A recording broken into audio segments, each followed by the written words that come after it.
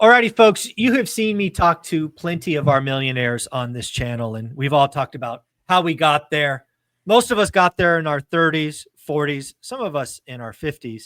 I want to change it up. We're going to talk to Cody Davis here about how he became a millionaire in his 20s, starting at 18. Yes, folks, this is the goal. This is the dream. This is the young man I think of when I talk to high school seniors about, you know what? If you really go after it, you could be a multimillionaire by the time you're 30, and you could be financially free in your 20s. So, Cody, I want to break it down for folks. What were some of the key steps in your journey to getting that first $1 million in your early 20s? Let's talk about that. What was kind of the early steps at 18? Absolutely. It's great to see you again. The Thank you. very first thing was the idea. The civics teacher, Mr. Davies, gave me the idea. Then I did a little bit of research. Then it came down to being in the environment, even though I didn't know what I didn't know, which is how everybody starts. I got my real estate license, and the key point was I didn't hang it at a big shop. I hanged it at a local small brokerage that was focused on small to mid-sized multifamily, 1 to 4 units, occasionally getting crazy and buying 2 side-by-side quads, which was an 8 unit. Right. That was the bread and butter of that brokerage. Well, let me go back because let's break that, because that's I mean I don't know if you know this, maybe you do because you've been doing this for 7 years now. But most 18-year-olds aren't hooked by Mr. Davies or like teacher or like mentor or like family member talking about becoming a millionaire, right? Shoot, absolutely. I was married at 19, barely 19 years old. Wow. So very, very different priorities and things of that nature. I was not thinking about, I mean, I guess if you would have asked me then, I would have said, oh, it'll happen when I'm 60 or 65, when my 401k, finally crosses that threshold. That was probably my mindset at 18 or 19. So what was it about the message? What was it about you? Did you grow up around a bunch of millionaires and it was just second nature? Because that possibility, it really hit you good. And I'm just curious why. It did. And I definitely didn't grow up around a bunch of millionaires. When I was a kid, my dad would be gone from early morning to late at night when I was going to bed, because he was either A, at work, or B, going to school to get a better job to move forward in the corporate world. So I didn't see him a whole bunch when I was younger. And I didn't hang out with adults other than my parents. So, and they weren't exactly well set off like that. So it was just a matter of, I had an idea that I was given. It sounded really good. And I'm the type of personality to just try and do the next logical step. I've always been like that. Just, okay, I took Spanish. Now I got to go to AP. Oh, I took pre-calc. Now I got to take calc. Whatever it was, I just did the next class because it was the next lineage or next linear piece to tackle. And when I got the idea, the next piece was, okay, let's try this out. And I got into the space, got my license, didn't do well, kept trying, sold a duplex to a gymnastics buddy, because that's a big part of my past is gymnastics. Sold a mobile home, and someone brought up seller financing and multifamily, and I was like, let's try it. And then I bought it. Yeah. So again, there's so much in this that I just want people to realize, because again, if you're 18 or 28 or 38 or whatever, all this is still possible for you. But especially as a teenager, you're, you could be all over the place, go to college, don't go to college, relationships, not relationships, becoming a millionaire and going down that path is interesting. But again, so you just figured out what the next step was, and you did that. And then the next step, and you did that. I tried to do it, and not everything worked. When I was getting started, I started a job at Safeway and quit like 7 minutes after I got hired. And I was like, this isn't the next step. This ain't it. It was like 7 or 10 minutes. It was so short. But I was trying things. I signed up for an affiliate program. There was a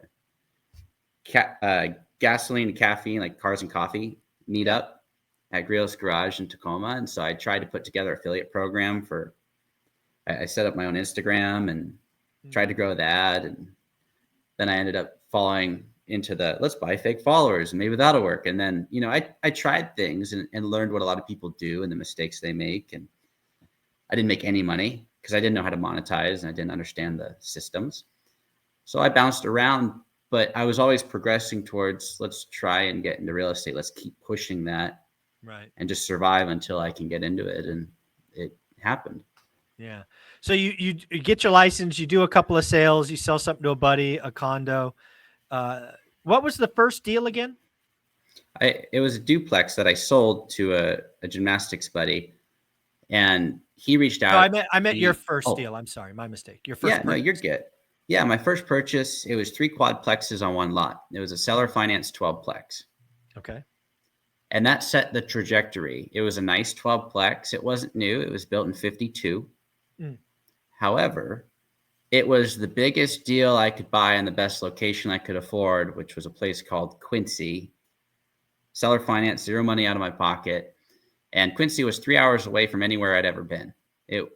I was going to go to college in Central Washington University. I didn't go because it was too far of a drive for me to make a couple times a year. Okay. Well, Quincy's another hour away. So it's a little bit of perspective there looking back. But I got the 12 and so why did you say yes to that? Because again, it like I talk about a buy box all the time. And I'm guessing Quincy wasn't in your buy box, but maybe your buy box was, zero or near nothing down seller financing. What were you looking for when that came across your radar? So I was just looking for something that would make a profit. Okay. And I needed, and I didn't know this at the time, how to calculate it. I knew how to calculate for cash flow.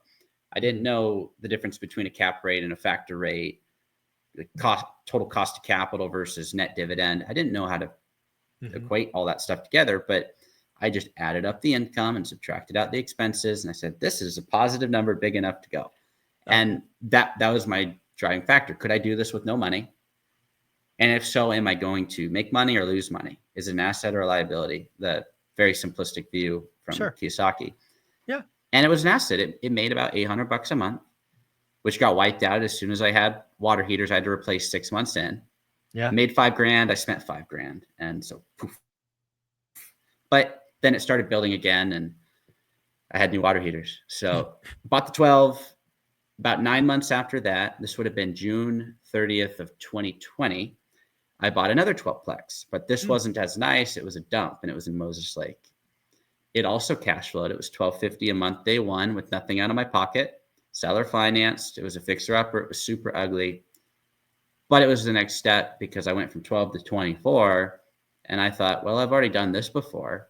And the first property I paid $1.1 million. This property was only $680,000. So I was compensated for the value add portion and it made sense. So bought that. And at that point, and again, to remind people, these weren't just landing in your lap. You were networking, you were seeking out owners, you were going for coffee, right? You were being aggressive or at least consistent.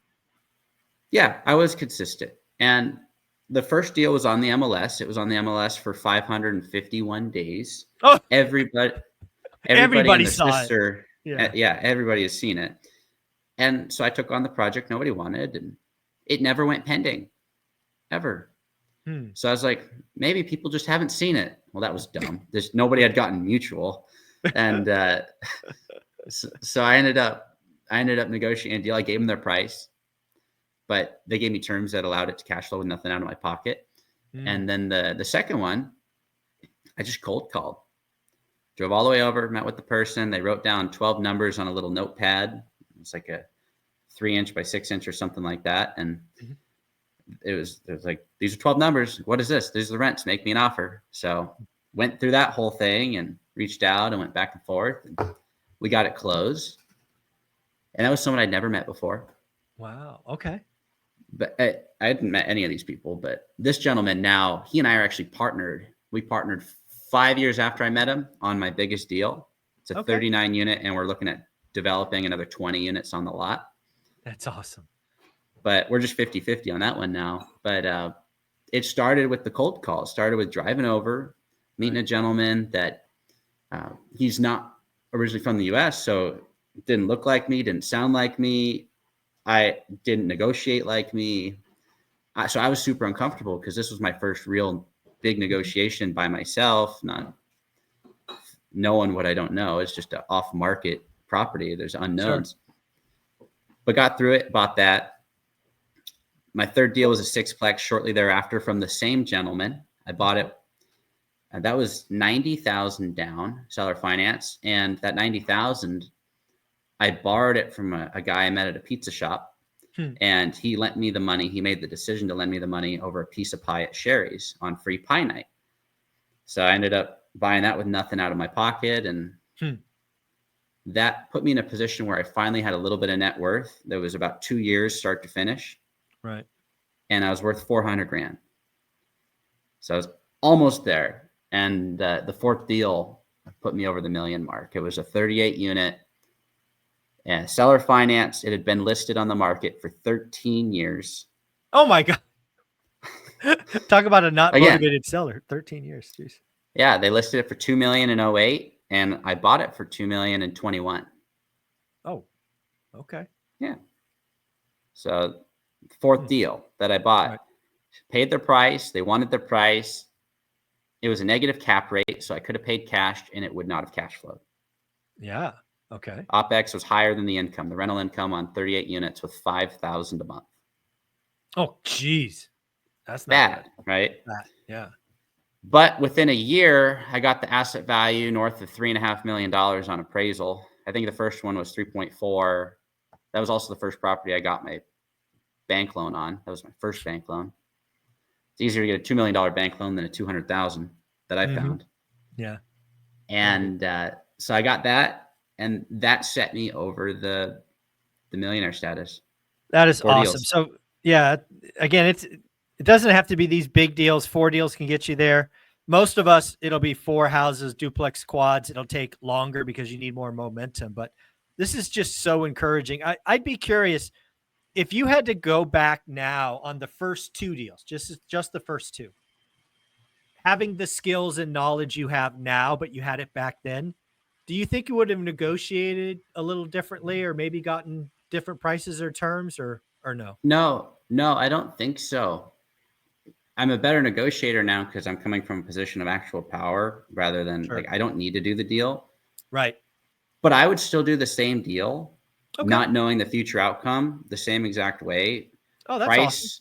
Awesome. Okay. The way I look at it is price is amongst the least important things. If you're a buy and hold person, can you get the asset to pay for itself, pay you, and just in a market that's not going to die? Like that's basically my thing. So, right. Because if I can get it for nothing, the price is irrelevant. Yeah. My encouragement is just focus on would you be happy to own this asset in 10, 15 years and show your future kids? I like that. Yeah. You got to think long-term. This is not about next week, next month, or next year. It's maybe the next decade. I'm curious, earlier you talked about it. I think it was the first property you had $5,000, then the water heaters went out, then you didn't. Did you ever have any other, oh my God, during the ownership of these 4 different purchases? It was like, woo, that hurt. I had to redo the electrical panels at that first building. And so I ended up getting, it's like a HELOC, but it's more like a relock. It's second position for rentals. And so okay. Yeah. I put that in second behind the seller finance note because that first deal, 30-year fixed, seller finance, full AM, no balloon. There you go. So I got a second position mortgage against it, used that to do the upgrades, actually added a unit while I was doing those panels, and insurance was going to drop me. So I had to get rid of Zinsco. And I did that. And that was not fun that I had to do it. Looking back on it, I'm glad I put myself, I'm glad I did it. Right. But I found a way, and it meant I had to take on debt. That was the key. Yeah. Yeah. Because there'll be a lot. I tell people all the time, the first 5 years suck. They do. And you kind of even compress that even more, right? You did so much in your first 3 or 4 years. It's just so much can come at you because you're still new. And you just have to have that attitude. It's like, okay, it's in front of me. How do I deal with it? Okay, get a second, do the work. Oh, by the way, let's add a unit. Let's that's just the right attitude. And the unit paid for the line of credit. It made the payment, and it Yeah, still does. exactly. So it was well worth it. But the first 5 years are awful, and I didn't pay myself cash flow out of the first 5 years. I started paying myself consistent cash flow in January of this year. So basically 5+ years of ownership, 6 something years of being in real Yeah. estate. I'm Yeah. finally paying myself consistent cash flow because I was reinvesting everything. And what I lived off of when I would do a big cash out refi, I'd put enough tax-free money in the bank that would just go down. Right. And that way I didn't have taxes, but I'd live on that and reinvest 100% of the rental income to improve the quality of the asset. And It's funny. Olivia and I did essentially the same thing for 15 years. We didn't take any cash flow for 15 years. Good, right. Good, bad, indifferent. We just didn't. Everything rolled back into the game. And, it starts like a little snowball, but that snowball just grows and grows and grows. And, pretty soon I remember vividly, I was in Europe. I think I was in Germany, and we had just closed on a couple of fixer-uppers. Maybe it was one fixer-upper. And I said, honey, how much money do I need to move? Because obviously we have different accounts and all of right. that. Right. And how much do I have to move for the repairs? Because that's going to be $25,000 or 20 grand or whatever it was. And she's like, oh, you don't need to move anything. I'm like, what? She goes, oh, cash flow took care of that. I'm like, 1 month of cash flow took care of that. I'm like, oh, I like this game. I remember that. It's starting to get fun. And I just look at it as the pools. Like, okay, Marina Drive brings in X and Grape brings in X. But I'm one rent bump away from passing 200,000 a year in cash flow. So nice. It's not a huge bump. It's like a 4% bump. And I'm there until taxes get raised. So well, let's not forget, I think you told me in a previous video, you live on like $2,500 a month. So I do. Yeah. My cost of living is very low. Part of that, Ashley helps me get lower car insurance because I just turned 25, so it'll drop anyway. But yeah, she lowered my car insurance like $800 a month. That's real money. So that helps. That's real money. But my cost of living is like 30,000 a year on a personal level. 30 grand a year is, cash flows. Let's call it 180 ish. Somewhere in there. I think you're doing okay. Getting there. But there you go.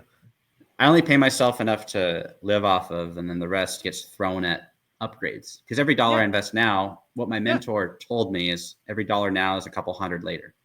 Oh, that's so true. That's so true. So that's the goal.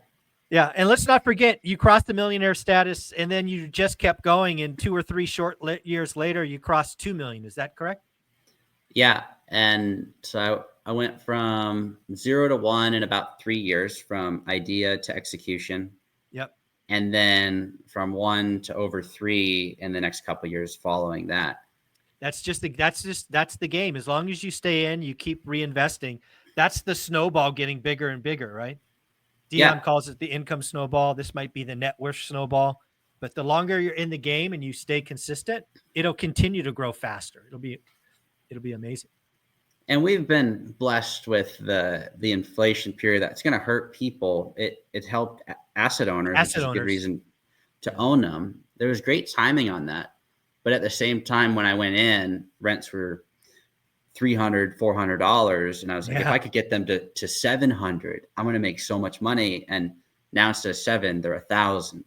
Yeah. But even at $700, the assets would have cash flowed really well. And it's just making sure the deals work on their own, regardless of what happens in the future. I guess the last question as we wrap this up, I'm going to guess, and you can feel free to disagree with me, your risk tolerance is above normal for your age. Probably normal for adults, but certainly if we talk about 20s, I think your risk tolerance is pretty high. You think I'm right, or am I off? It depends how you look at it. I feel like I'm pretty conservative on the way that I have my approach. So I look at everything. The most important metric in real estate to me is debt coverage ratio and loan term. So some people look at cash on cash return. The reason I don't like that is because most of my returns are infinite. And if you make $1,000 a year, but you borrowed 100,000 or $1 million to get there, it's irrelevant. So what I look at is to be as conservative as possible. Within 18 months, can I be at a 1.5 debt coverage? Which for those who are tracking, 1.5. Okay. what that's my goal for every asset. I've got some assets that are closer to 2. I've got some that I levered up to expand that are 1.2, but based on the current market rent, I could get them to 1.5 within 18 months, which is a stabilization. Well, that's period. an interesting wrinkle that I've never pulled out of you before. Again, it's not that you're at 1.5 day of close.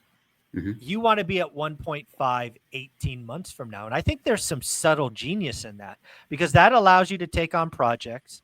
It also allows you to have a long enough time lag that it's reasonable, right? Some of these big projects, you just can't move that quick, right? You got to switch out tenants and permits and all of this stuff.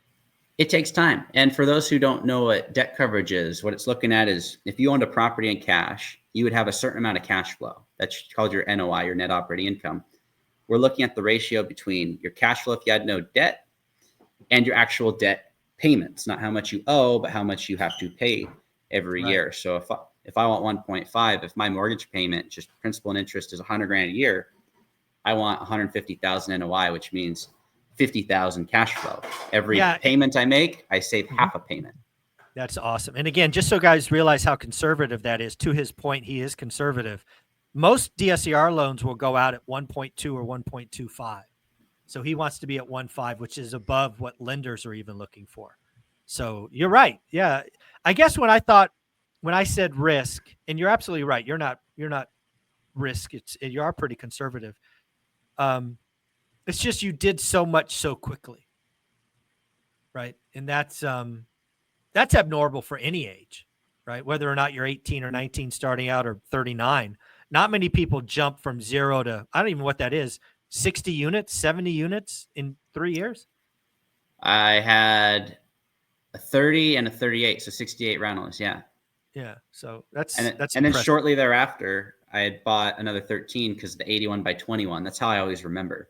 81 pockets. by 21. There you go. Yeah. But yeah, it's a conservative game played very intentionally. There you go. I like that. You just don't want to build it twice. I really don't want to play the game twice. So I'm making sure the metrics make sense for the long term. And I love the idea of every payment I make, I save half a payment. And for perspective on that 38 unit, the net income's about $250 a year. If we round down to $20,000 a month, my original seller finance payment was 10. So it's a 2. And then I re-levered it, and now my payment's 14.7.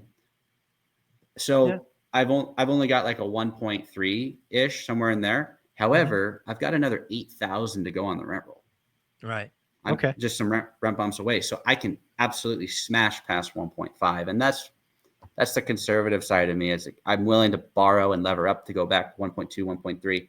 There has to be a path. I can't just do it to do it. This is something we've got to hammer on, because again, I've never heard any of my millionaires talk about this. I think this is simple genius. You're buying value add multifamily property at a discount, heavy lift, some of them, but you have a path to 1.5, which is super conservative. And your timeline, 18 months, is realistic. I would have been nervous if you said a year, because I'm like, ooh, I own some smaller stuff and it's tough to turn them in a year.